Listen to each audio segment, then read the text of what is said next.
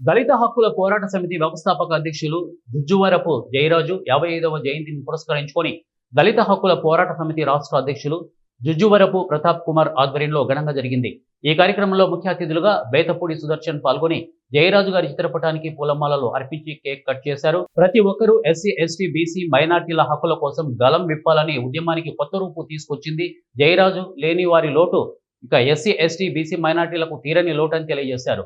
ప్రతాప్ కుమార్ మాట్లాడుతూ యువత జయరాజుని స్ఫూర్తిగా తీసుకొని ముందుకు సాగాలని, వారి సేవలు ఎనలేనివని, ఇక వారి స్ఫూర్తిని కొనసాగించాలని ప్రతాప్ తెలియజేశారు.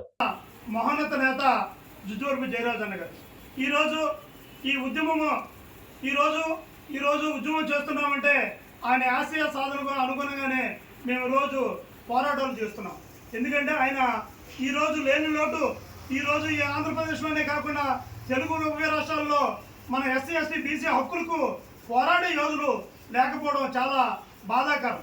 ఎందుకంటే ఈయన స్ఫూర్తిగా తీసుకొని జయరాజ్ అన్న గారిని స్ఫూర్తిగా తీసుకొని ప్రతి ఒక్కరు కూడా ఎస్సీ, ఎస్టీ, బీసీ, మైనార్టీల కోసం హక్కుల కోసం మీరు అందరూ కూడా గౌరవించాల్సిన బాధ్యత మీ అందరిపై ఉందని వారికి, వారి కుటుంబ సభ్యులకి మా హృదయపూర్వక ప్రకట సానుభూతి తెలియజేస్తున్నాము.